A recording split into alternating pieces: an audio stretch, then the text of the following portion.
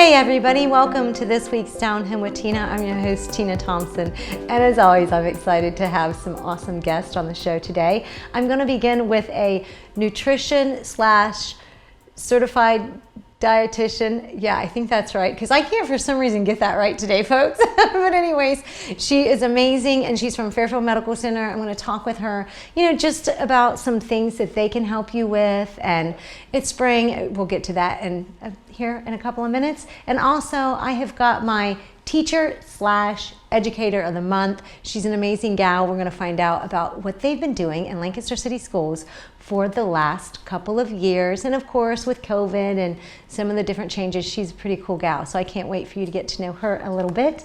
And also, we'll see when I bring you at the end. I always have a positive, happy message just to always end the show with. So don't go anywhere, folks. You're watching Down Home with Tina, and I'll be back in just a few.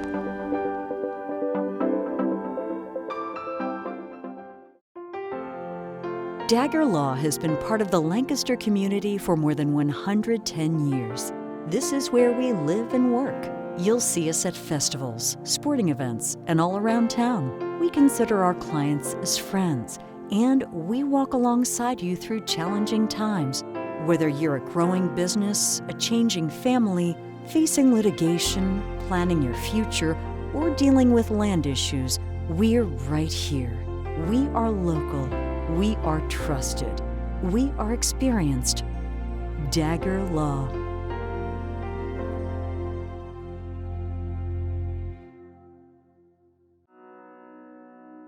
The Frankie Smith Funeral Home and Crematory in Lancaster and the Johnson Smith Funeral Home in Baltimore have a long and wonderful history of serving our community.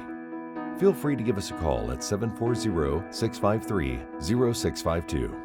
Stop in and see us at either of our two locations, 405 North Columbus Street in Lancaster and 207 South Main Street in Baltimore. Respect for tradition, regard for change.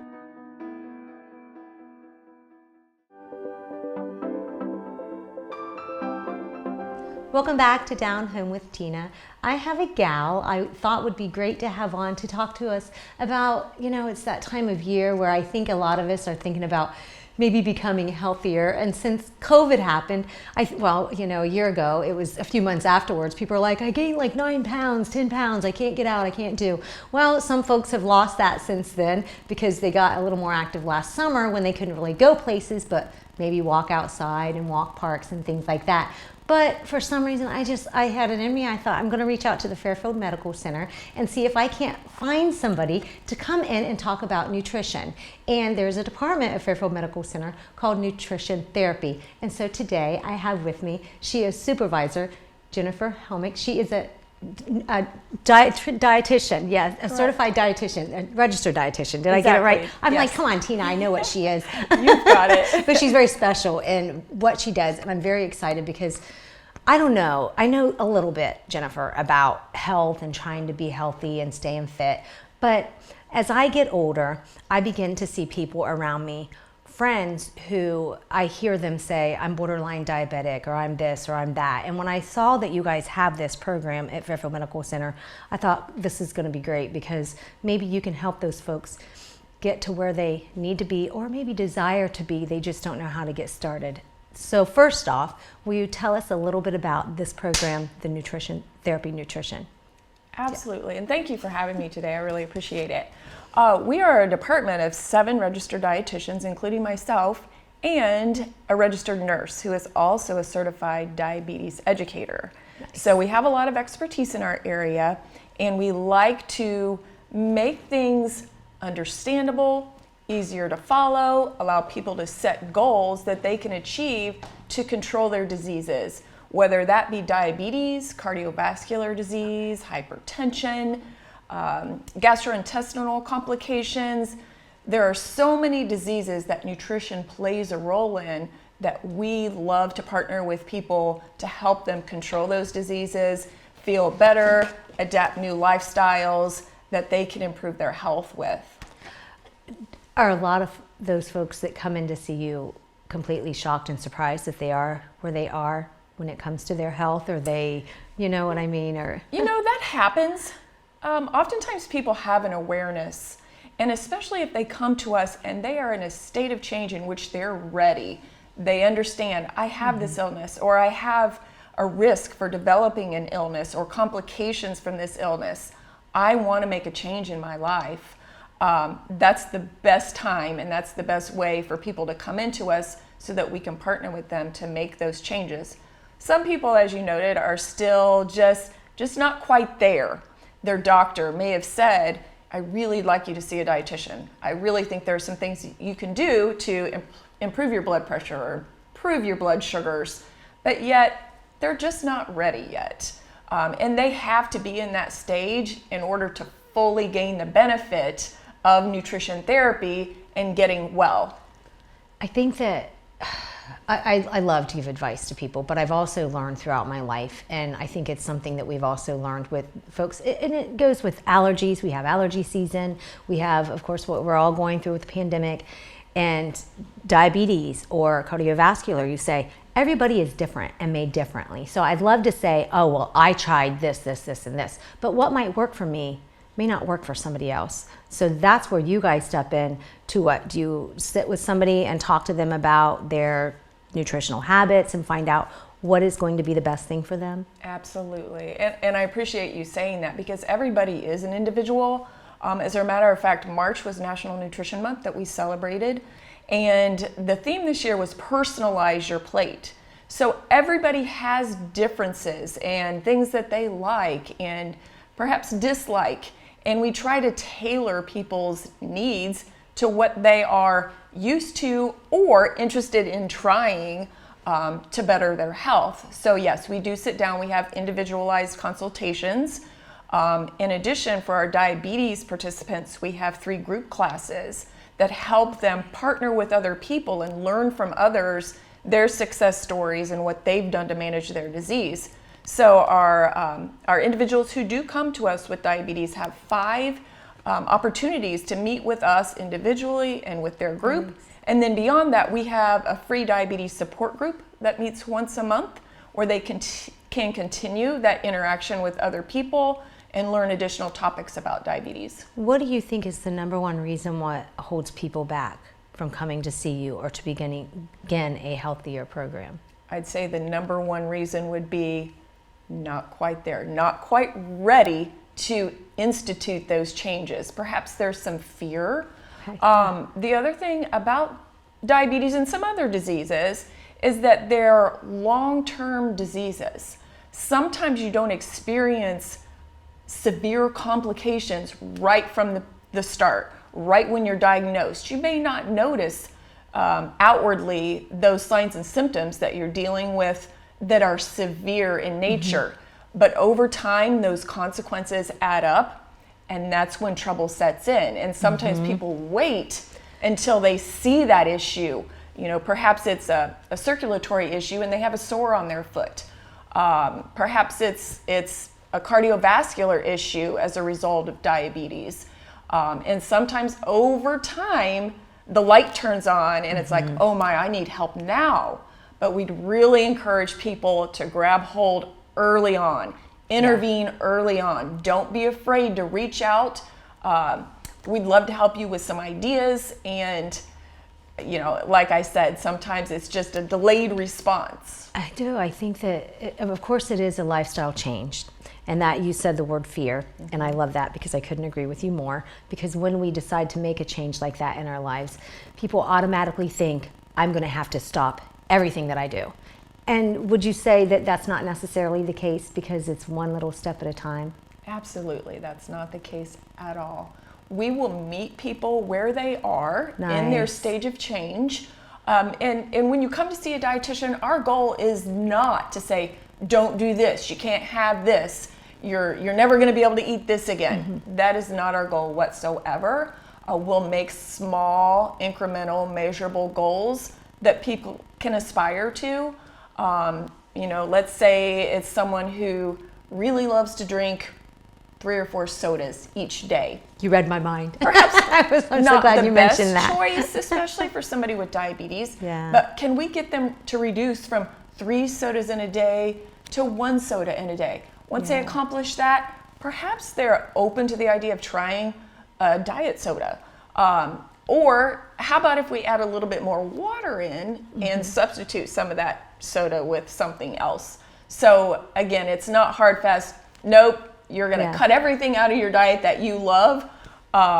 But we do things incrementally and in small stages. And I know I speak for myself in this, and I'll use it for when I was pregnant with my daughter, well, my son and daughter both. I really cut out certain things in my diet because I felt like I was eating for them. Of course I was. And I was very, very strict, and I don't know how I became so disciplined. And I'm only going to use this because you did mention soda. I didn't drink soda. However, I can't say I didn't drink it at all. If I did have to, if we were traveling and I stopped and I had something and it was kind of greasy, I'm like, why do I want to wash this down with, I'll say root beer. It's my only soda that I will drink. But I felt that burn go down my throat, and I'm like, okay, if this is burning, why am I drinking this? But where I'm going with that is then when somebody changes their eating habits, they may not crave, or they may taste things differently than what they ever had. So when you get to that certain step in it, you don't want it anymore because you go, ooh, or you wake up the next day and you feel groggy and you think, was that because I had this to eat yesterday? And more than likely, yes, it was because, so when you get there, it is completely an awesome and wonderful thing, I think, for someone. So it's just taking that step. Agree. So what can you say to folks to maybe encourage them to take that one first step in doing and making their life change in a better way to be healthier?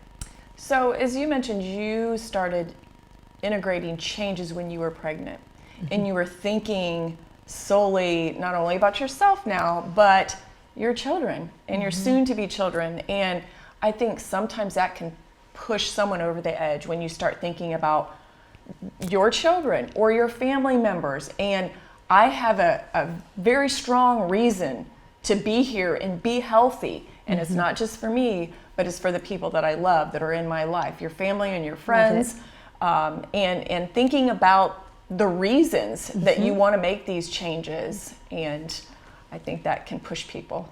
Some people need a visual, and I don't know if, because when I do my interviews, I just, I go with it. It's a conversation. Make a visual.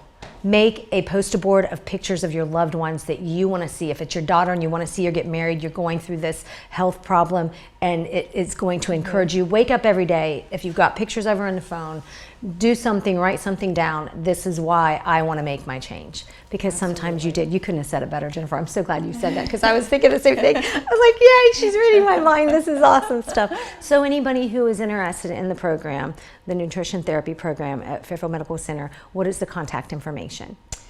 So you can reach directly out to our department, and that is 740-687-8079. Okay. Or another great way to initiate a consultation with us is to go through your primary care provider. Great. And if they provide that referral to us, and we can partner with the insurance companies, that helps in deflecting some of the cost of our services. Certainly. Of course, a self-referral is welcomed. But we couldn't include the insurance coverage at that point. So partnering with your primary care provider to let them know of that interest, getting that referral over to our department, and we can start things rolling from there. Thank you so very much. You're welcome. Jennifer Helmich, she is the certified nutrition at Fairfield Medical Center for Nutrition Therapy. I hope that you will make a lifestyle change for yourself or for your loved ones. It's Downhill with Tina, and I'll be back in a minute. Hi, I'm Amanda Wattenberg, Regional Director at Ohio Guidestone. Do you or does someone you know have a substance abuse disorder? Have you been thinking about getting help, but don't know where to start? It takes a lot of courage to ask for help, but it's the most important step you can take. If you think you know everything that's available in Fairfield County, think again. Like other chronic diseases, addiction can be managed successfully. Treatment enables people to counteract addiction's powerful, disruptive effects on the brain's behavior and regain control of their lives. Even if it takes multiple attempts, treatment does work and people do recover from addiction every day. So keep trying, because your life matters. You matter, and we're here to help. Call 211 and ask for the treatment resources available right here in Fairfield County. This message is brought to you by the Fairfield County Adam H. Board.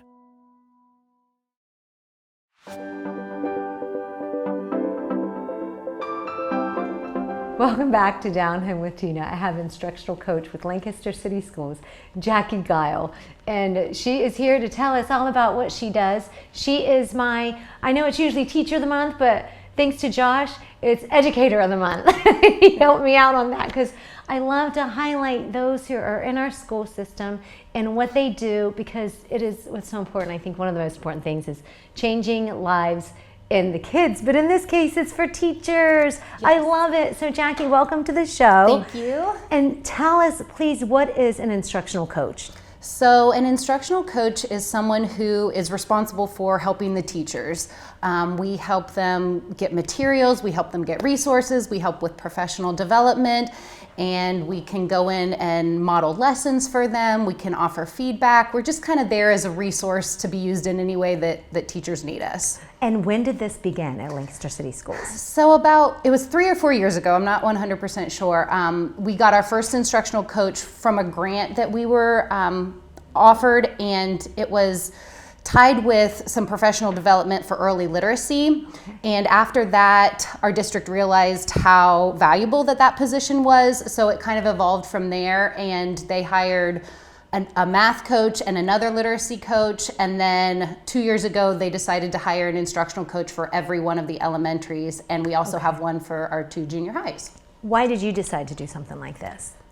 Because I felt the need to support teachers. I was a classroom teacher, and then I moved to Title I, and I just felt this was the next step to kind of broaden my circle of influence and impact more lives. And it just, that was why. It was because I just wanted to make a difference in more kids' lives. So what was it like the first year? Because I know then we'll talk a little bit about how it's changed because of COVID. I'm sure it's changed like everything else has, a lot, or a great deal, I should say.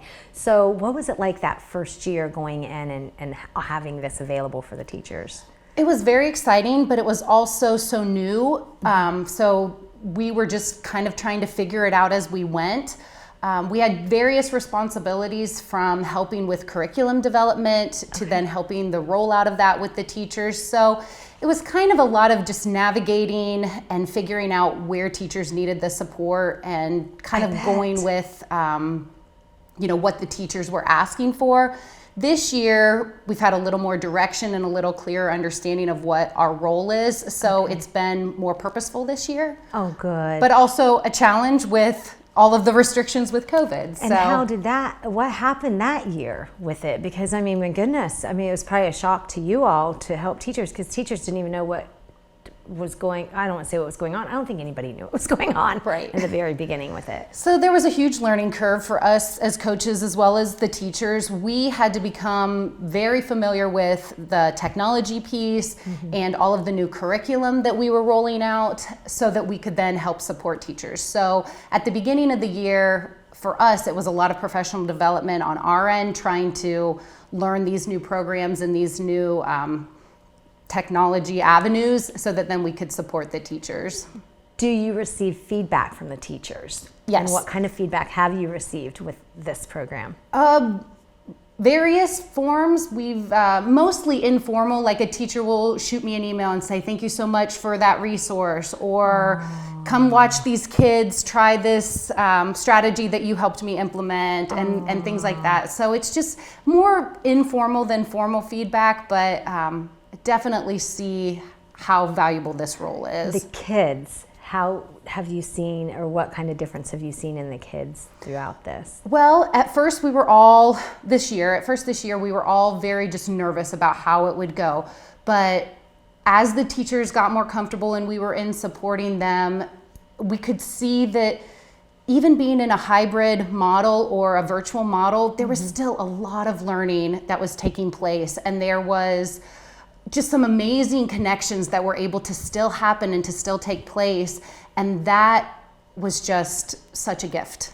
Do you think with what you all have for the teachers, it really has helped them get through this last year? Absolutely. I don't know how we would have made it without the resources that our district provided. There were a lot of decisions that were made, and there was a lot of stuff out there that was available, and we kind of had to narrow in. And there was a couple of things that didn't go well at the beginning of the year that we had to make adjustments pretty quickly on the fly and shift gears and go with a different product. And we did that, and teachers responded well and were very appreciative and said, thank you, you listened, this is great now. So you were a classroom teacher before, you said, correct? Correct. Okay, and now you're an instructional coach to help teachers.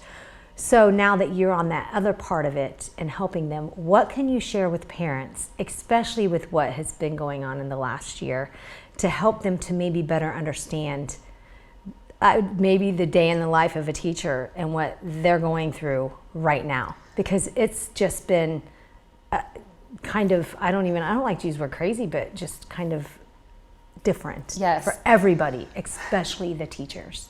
The bottom line is that our teachers love their students with a huge passion, and that at the end of the day, they only want what's best for their kids. And they are doing everything in their power to try to reach those kids that were at home on the virtual days, or were trying to do the remote learning. They were spending countless hours trying to prepare things for the kids to do. During their remote days, they were trying to answer emails and text messages from parents while teaching the kids that were there in person, and just trying to manage all of that.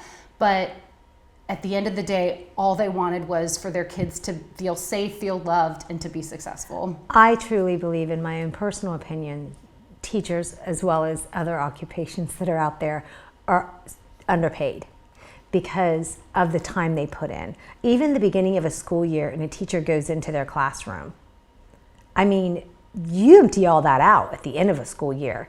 And then you usually go in, I think I'm correct, and then you reset up and do, because it probably changes throughout the year. You gotta love what you do because of the time that's put in, not just for in that classroom, in their physical space, but the kids themselves and being there. Absolutely. I don't know a single teacher that only works their contracted hours.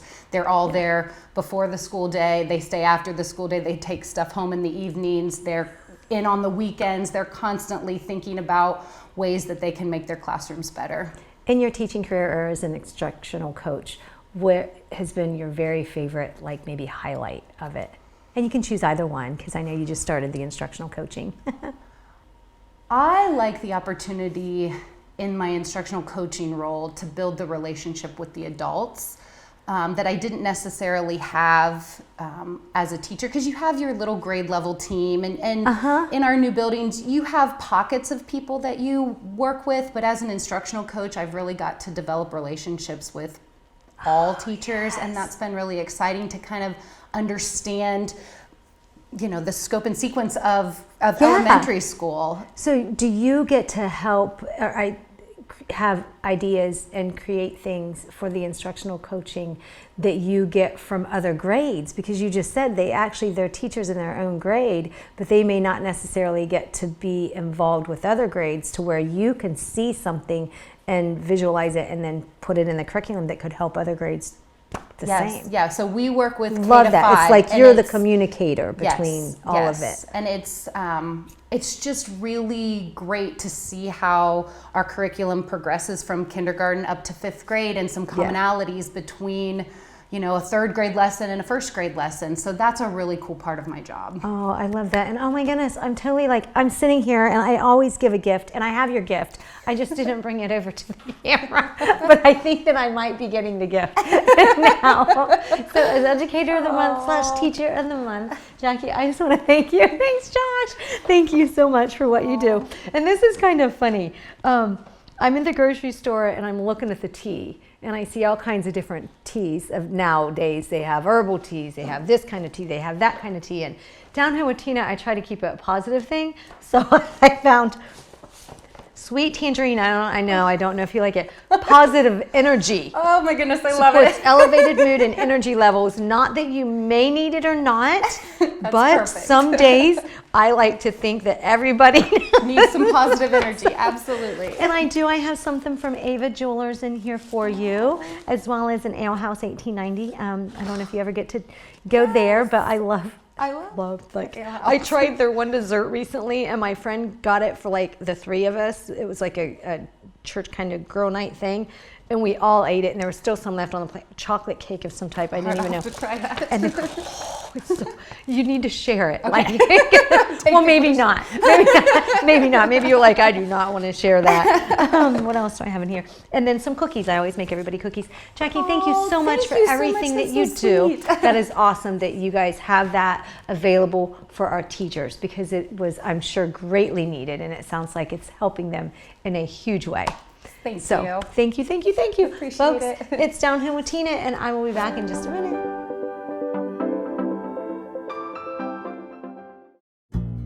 Fairfield Federal. When it comes to our customers and our community, we go above and beyond to help.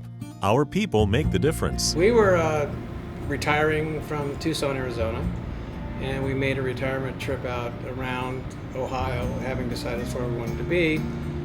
And we came across this town called Lancaster, and we fell in love with the downtown area where the fountain is and the memorials and the flags and all this stuff. And we looked around and I said, there's our bank right there. There's something to be said about a community bank in your hometown. Right. If you live in the community, you should do business in the community as much as possible. So it makes sense to bank with the community bank where you live. Fairfield Federal is the bank to be at. If you live in this town, or any town actually, you want to bank at a local home bank. And the employees are happy here, they're conversant, customer service is through the roof. There's nothing more you could ask for. Personal or business banking, whatever you need, we take it seriously because we know you do. Stop by today at any of our 3 locations and see why the difference is clear. Fairfield Federal Savings and Loan specializes in banking that revolves around you.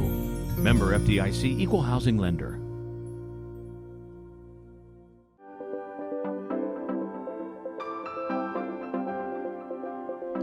Welcome back to Downhill with Tina. Downhill with Tina is brought to you by these amazing sponsors that you just saw, and I'm so grateful to be with you each and every week and bring amazing folks in our community that go along with those amazing ones. And by the way, our Teacher of the Month / Educator of the Month is brought to you by Bay Food, so I want to thank them as well. And also, you can watch Downhill with Tina on Facebook, Downhill with Tina. You can also see it on CLN, Your Hometown Connection on YouTube, and also Spectrum 1021 CLN.